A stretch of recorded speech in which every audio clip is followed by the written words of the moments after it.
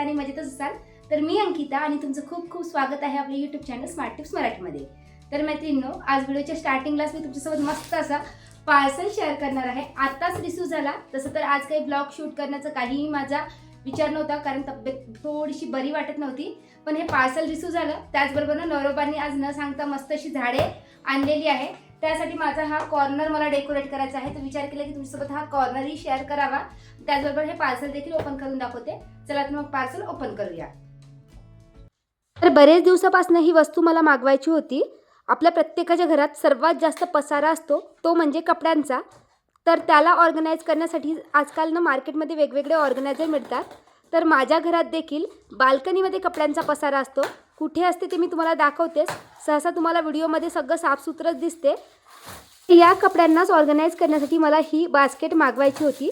तर ही foldable laundry bag आहे, जी hanging आहे। मीन्स तुम्ही वर्टिकल स्पेसमध्ये कुठेही याला हँग करू शकता।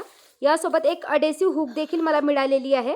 मीन्स स्पेशली आपल्याला हुक वगैरे खरेदी करायची गरज नाही। आणि बघा, याचं काम नसेल तर आपण याला फोल्ड करून देखील ठेवू शकतो। दिसायला अगदी छानही आहे आणि क्वालिटी देखील खरंच खूप छान दिसू झाली। मला वाटते 250 वगैरे याची काहीतरी रेंज आहे। मिशोवरून मी ही मागवली आहे, पण आजकाल सगळ्याच प्लॅटफॉर्मवर विकत मिळते। तुम्हाला जर मागवायची असेल तर डिस्क्रिप्शन बॉक्समध्ये मी लिंक प्रोव्हाइड करते, नाहीतर व्ह्यू प्रोडक्टमध्ये तुम्हाला जर याचं पिक्चर दिसत असेल तर त्यावर क्लिक करून देखील तुम्ही मागवू शकता। तर तुम्ही बघितलं असेल की माझ्याकडे ना एकच लॉन्ड्री बॅग आहे, तीही मी DIY केली होती। त्यामध्ये रोजचे धुवायचे जे कपडे असतात ते ठेवलेले असतात। तर मला ना स्पेशली जे क्लिनिंग क्लॉथ्स आहेत त्यांना ऑर्गनाइज करण्यासाठी याला मागवायचं होतं। तुम्ही कुठलेही कपडे ऑर्गनाइज करण्यासाठी वापरू शकता। जर तुम्ही ही वाली लॉन्ड्री बॅग बघू शकता, त्यामध्ये मी धुवायचे कपडे ठेवते आणि जे किचन क्लॉथ्स असतात रोजचे मी 4 चेंज करते। त्यामुळे 4 फक्त मशीनला लावणं मला परवडत नाही, तर 2 दिवसाचे 8 कपडे मी एकत्र अशा ग्रीन कलरच्या बास्केटमध्ये जमा करून ठेवायची। बघा, या कपड्यांचा खाली पसारा दिसायचा, कारण आम्ही आजकाल दिवसभर बाल्कनीमध्येच बसलेलो असायचो आणि पडद्यामधून देखील ते कपडे दिसायला छान दिसत नव्हते। त्यामुळे त्या कपड्यांना ऑर्गनाइज करण्यासाठी मी स्पेशली ही फोल्डेबल बास्केट मागवलेली आहे। बघा, याला याच साईडला मी हँगिंग करून ठेवलं आहे, कारण माझी जी वॉशिंग मशीन आहे ना त्याला कवर लावलेला आहे। त्यामुळे ही अडेसिव्ह हुक चिपकवता येत नाही। जर तुमच्या वॉशिंग मशीनला कवर लावलेला नसेल तर डायरेक्टली ही अडेसिव्ह हुक तुम्ही वॉशिंग मशीनवरच चिपकवा, जेणेकरून साईडला तुम्हाला ती लॉन्ड्री बास्केट हँग करता येईल। नाहीतर याचा उपयोग ना तुम्ही बाथरूमच्या दरवाजासाठी देखील करू शकता। जसं आपण बरेचदा वॉश करायचे कपडे बकेटमध्ये जमा करतो वॉशिंग मशीनमध्ये लावायच्या आधी, तर मग ते बकेटमध्ये जमा न करता तुम्ही ही जी बास्केट आहे डायरेक्टली बाथरूमचा जो दरवाजा असतो त्याच्या मागच्या साईडला अडेसिव्ह हुक लावून अडकवू शकता आणि त्यामध्ये कपडे जमा करू शकता। वर्टिकल स्पेस देखील यूज होईल आणि बाथरूममध्ये कपड्यांचा पसारा देखील होणार नाही। बघा, मी इथे हँग केली, त्यानंतर बाल्कनीचा लुक देखील चेंज झालेला आहे आणि आता बाल्कनीमध्ये कपड्यांचा पसारा देखील दिसत नाही। आणि ही मी बाहेर लावली आहे, कारण क्लिनिंग क्लॉथ आहे, बरेचदा ओले असतात, त्यामुळे वास देखील घरात पसरत नाही। नाहीतर तुम्ही अशा प्रकारे, मी तुम्हाला जस्ट उदाहरण म्हणून माझ्या बाथरूमच्या मागच्या दरवाजाला अडकवून ठेवलेला आहे। आणि ज्या वेळेस तुम्हाला यामध्ये कपडे ठेवायचे नसतात, जेव्हा मशीनला लावायचे असतात, तर तुम्ही बघा इझिली याला असं फोल्ड करून ठेवू शकता। मला तर ही वस्तू खरंच उपयोगी वाटली। तुम्हाला ही वस्तू कशी वाटली मला कमेंट करून नक्की सांगा।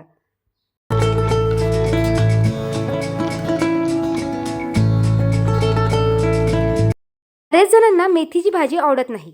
आमच्याकडेही असंच असतं। मला खूप जास्त आवडते। मग मी काय करते की भरपूर कांदा, टमाटर आणि लाल मिरचीची फोडणी घालून मेथीची भाजी बनवत असते। आता घरातल्यांना आवडत नाही, त्यामुळे मी कधी-कधी तुरीची डाळ नाहीतर मग मुगाची डाळ भिजलेली देखील टाकते। पण आज म्हटलं की मेथीपासून वेगळी रेसिपी ट्राय करावी, कारण आता लवकरच हिवाळा संपतो आहे आणि मेथीचं सीझनही संपेल। त्यामुळे ना मी इंस्टाग्रामवर एक रेसिपी बघितली होती। बरेच दिवसापासून विचार करत होते की ही रेसिपी ट्राय करावी, पण जमतच नव्हतं। मग आज विचार केला की मेथी आहेच, तर बारीक मेथीला व्यवस्थित वॉश करून पहिले कट करून घेतलं आणि ही रेसिपी देखील ट्राय करावी आणि तुमच्यासोबत देखील शेअर करावी। तर पहिले इथे मी काय केलं की शेंगदाणे, त्याचबरोबर तीळ, आणि त्या व्हिडिओमध्ये दाखवलं होतं की डाळ्यासुद्धा, मीन्स आपले फुटाणे असते ना त्याची डाळ, आता आमच्या विदर्भामध्ये त्याला दाडिया म्हणतात, म्हणून माझ्या तोंडातून दाडिया निघालं। तर हे आपल्याला कढईमध्ये व्यवस्थित भाजून घ्यायचं आहे आणि पाणी घालून याची एक पेस्ट रेडी करायची आहे। साईडला शेंगदाणे, तीळ वगैरे सगळं थंड होतपर्यंत मी इथे मेथी भाजून घेणार आहे। तर कढईमध्ये तेल घातलं, त्यामध्ये भरपूर लसणाचे छोटे छोटे तुकडे घालायचे आहे आणि कट केलेली जी मेथी होती त्याचबरोबर थोडंसं मीठ चवीनुसार, हे व्यवस्थित आपल्याला तेलात परतून घ्यायचं आहे। अगदी त्यातलं जेवढं काही पाणी आहे ते पूर्णपणे आटलं पाहिजे, असं व्यवस्थित आपल्याला मेथीला सुकवून घ्यायचं आहे।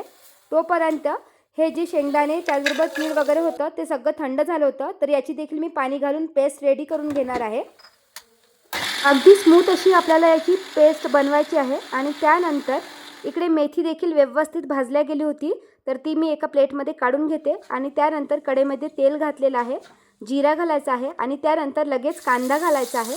कांदा परतून घ्यायचा आहे, पण व्हिडिओच्या नादामध्ये मी काय केलं की पेस्ट घातली आणि त्यानंतर लक्षात आलं की मी कांदा तर घातलाच नाही।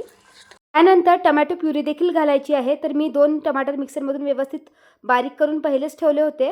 आणि त्यानंतर हलकासा मसाला आपण फ्राय झाला की त्यामध्ये आवडीनुसार बेसिकचे मसाले घालायचे आहे।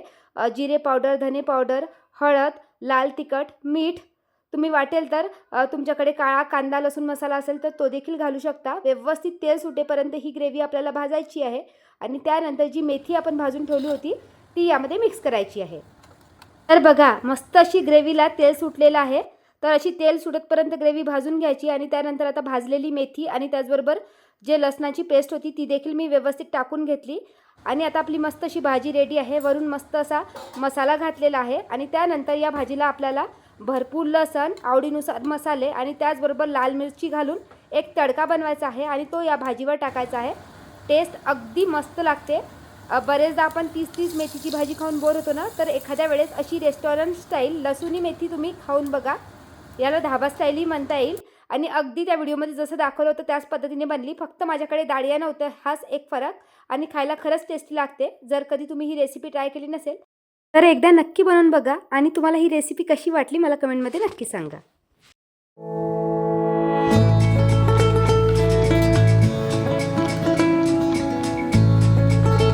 काल ना नवरोबांनी काही झाडे विकत आणली होती आणि बघा मी तुम्हाला झाडे दाखवते। अगदी 20-20 रुपयाला एक झाड मिळाला असे ते म्हणत होते। तर ही सीजनल झाडं असतात, आता 2 महिने यांना फुलं असतात। आणि बघू शकता कलर किती सुंदर आहे ना, यात रेड कलर नव्हता, नाहीतर तेही घेऊन आले असते। आमचं ठरलं होतं की आता झाडं विकत आणायची नाही, कारण झाडं ठेवायला जागाही होत नाही या। आणि त्याचबरोबर विचार केला की स्ट्रॉबेरी देखील दाखवावी। बघा हे मागच्या वर्षी विकत आणलेलं झाड होतं आणि या झाडाला भरपूर अशी स्ट्रॉबेरी लागली होती। त्याचबरोबर मॉन्स्टेरा नावाचं एक झाड विकत आणलेलं आहे, हे इंडोर झाड आहे, व्हिडिओमध्ये तुम्हाला समोर दिसेलच। तुम्ही ज्यूटच्या कुंडीमध्ये ठेवलेलं स्पायडर प्लांट बघू शकता ना, त्या ठिकाणी ते झाड लावायचं आहे। नवरोबांचं ना बरेच दिवसापासून चालू होतं की ते आपण झाड विकत घेऊ, पण थोडंसं महागडं असतं। पण आज त्यांना सुंदरसं असं झाड मिळालं ना, मग विचार केला की इथे ते झाड डेकोरेट करावं। बघा झाडे उचलल्याबरोबर या ड्रेसिंग टेबलचा जो काही सुंदर लुक होता तो पूर्णपणे नाहीसा झालेला आहे आणि खूप कमी पैशामध्ये मी हा ड्रेसिंग टेबल डेकोरेट केलेला आहे। मला ना या ड्रेसिंग टेबलसाठी भरपूरशा वस्तू विकत घ्यायच्या आहे, पण सध्या पॉसिबल नाही। पण जेव्हा माझ्याकडे भरपूर पैसे येईल ना, मी नक्कीच या ड्रेसिंग टेबलसाठी वेगवेगळ्या डेकोरेटिव्ह वस्तू विकत घेईल। पण सध्या अडत नाही, तर या झाडांनीच डेकोरेट केले आहे। आणि हे जेवढे काही प्लांटर्स तुम्ही बघू शकता ज्यूटचे प्लांटर्स, ते सगळे मी माझ्या जुन्या व्हिडिओमध्ये कसे बनवले ते शेअर केले आहे। आणि ते बनवायला एवढे इझी आहे की कोणीही बनवू शकतं। या व्यतिरिक्त बरेच जण ना मला या सर्कल मिररबद्दल विचारत होते, तर हा सर्कल मिरर जवळजवळ 3000चा आहे। वाटेल तर तुम्हाला मी व्ह्यू प्रोडक्टमध्ये प्रोडक्ट टॅग करते। तर हे नवीन पद्धतीचं आम्ही ड्रेसिंग टेबल बनवून घेतलं, कारण तुम्ही बघू शकता आजकाल ना ते वर्टिकल ड्रेसिंग टेबल प्रत्येकाकडे असते, तर काहीतरी नवीन बनवायचं होतं। या कॉर्नर समोर मी बरेचदा व्हिडिओ शूट करते, नवरोबाही शूट करत असतात, त्यामुळे हा कॉर्नर काहीतरी युनिक दिसावा असं आम्हाला वाटत होतं। आणि घरातल्याच फर्निचरशी मॅच आम्ही हे ड्रेसिंग टेबल घेतलं। ते हे जे ड्रेसिंग टेबल आहे ते कदाचित 12,000ला आम्हाला पडलं होतं। आणि हा जो मिरर आहे 2.5 की 3,000चा मिरर आहे। तर मिररवर हलकी धूळ जमा झाली होती, त्यामुळे ती व्यवस्थित क्लीन करून घेतली। आता इथे मी काही झाडे ऑर्गनाइज केलेली आहे। तर बघा हा आहे मॉन्स्टेरा, दिसायला किती सुंदर दिसतो आहे ना, अगदी आर्टिफिशियल सारखाच वाटतो। यावर काही धूळ वगैरे बसली तर आपण इझिली क्लीन करू शकतो। घरात जर झाडे असेल आणि जर तुम्ही त्यावरची धूळ साफ करत नसाल ना, ते दिसायला अजिबात छान दिसत नाही। त्यामुळे अदामदात का होईना यावरची धूळ पुसावी लागते। त्यानंतर हे सिंगोनियाचं प्लांट आहे आणि बघा हे पाण्यात ग्रो केलेलं आहे, त्याची तुम्ही रूट्स बघू शकता किती जास्त असे ग्रो झालेले आहे। नेहमी हप्त्यातनं किंवा 15 दिवसातनं मी हे पाणी चेंज करत असतं। आणि त्यानंतर तुम्हाला एक मी मनी प्लांट दाखवते, ते देखील मी पाण्यामध्येच ग्रो केलेलं आहे। आणि हे तुम्ही प्लांटर बघू शकता ज्यूटपासून बनलेले, ते तिन्ही प्लांटर मी घरीच बनवलेले आहे। या व्यतिरिक्त खाली जी ज्यूटची तुम्ही मॅट बघितली असेल ते देखील मी एका व्हिडिओमध्ये तुमच्यासोबत शेअर केली होती। आणि यावर एक आम्ही अशी डायनिंग मॅट आणलेली आहे, ही मी मॉलमधून घेतली। आणि बघा आता ड्रेसिंग टेबलचा लुक किती सुंदर दिसतो आहे ना, पण जर का तुम्ही यावर पसारा करून ठेवत असाल तर मात्र कितीही झाडे लावून तुम्ही याला डेकोरेट जरी केलं तरी तो दिसायला ड्रेसिंग टेबल छान दिसणार नाही. आमच्याकडे तर स्ट्रिक्ट वॉर्निंग आहे की कुठलीही वस्तू या ड्रेसिंग टेबलवर ठेवावी नाही आणि असाच हा नेहमी ड्रेसिंग टेबल ऑर्गनाइज असतो. तुम्हाला माझा ड्रेसिंग टेबल डेकोरेशन कसं वाटलं मला कमेंट करून नक्की सांगा.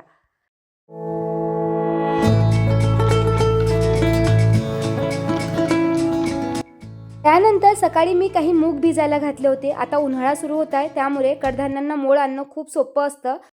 तसं तर कापडातही बांधून ठेवलं तरी उन्हाळ्यामध्ये इझिली कडधान्यांना मोड येतं. पण माझ्याकडे हा स्प्राऊट मेकर आहे त्यामुळे जास्त कापड वगैरे वॉश करायची गरज पडत नाही आणि यामध्ये इझिली मोड येतात. तसे तर यामध्ये 4 पार्ट दिलेले आहे. असा मी 1 किंवा 2च डब्बे यूज करते. पण आता तुमची मोठी फॅमिली असेल आणि भरपूर प्रमाणात जर तुम्हाला कडधान्य मोड आणून ठेवायचे असेल आणि त्यानंतर जर फ्रीजमध्ये स्टोअर करायचं असेल तर तुम्ही एका वेळेस 4 डब्यामध्ये भरपूर असे कडधान्य मोड आणून ठेवू शकता.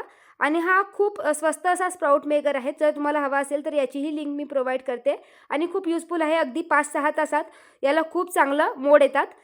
तर अगदी खिडकीच्या साईडलाच मी हे ठेवलेलं आहे जेणेकरून उष्ण हवा याला मिळेल. आणि रात्री मस्त असा ब्रेड पिझ्झाचा बेत होता. अगदी बनवायला सोपी अशी रेसिपी आहे त्यामुळे मी शेअर करणार नाही आहे. आवडीनुसार मी इथे भाज्या घेतलेल्या आहे आणि त्यामध्ये मसाले घालायचे आवडीनुसार. चिली फ्लेक्स असेल किंवा मेयोनीज वगैरे असेल ते आणि वरतून मस्त असं चीज ग्रेट करून टाकायचं आहे. तर घरच्या घरी मस्त असा ब्रेड पिझ्झाही रेडी आहे. चला तर मी माझा आता ब्रेड पिझ्झा एन्जॉय करते आणि हा व्हिडिओ शेवट करते. आय होप तुम्हाला आजचा ब्लॉग देखील आवडला असेल. व्हिडिओ आवडला असेल तर नेहमीप्रमाणे लाईक करा. मला माझे व्हिडिओ कसे वाटतात हे मला कमेंट करून नक्की सांगा जेणेकरून मला नवीन व्हिडिओ बनवायला मोटिवेशन मिळेल. तुमचे कमेंट पाहून खरंच खूप छान वाटतं त्यामुळे कमेंट करायला विसरू नका. आणि जर का तुम्ही माझ्या चॅनलवर नवीन असाल तर चॅनल देखील सबस्क्राईब करा असेच युजफुल व्हिडिओ पाहण्यासाठी. चला तर भेटूया नेक्स्ट व्हिडिओमध्ये. तोपर्यंत बाय बाय.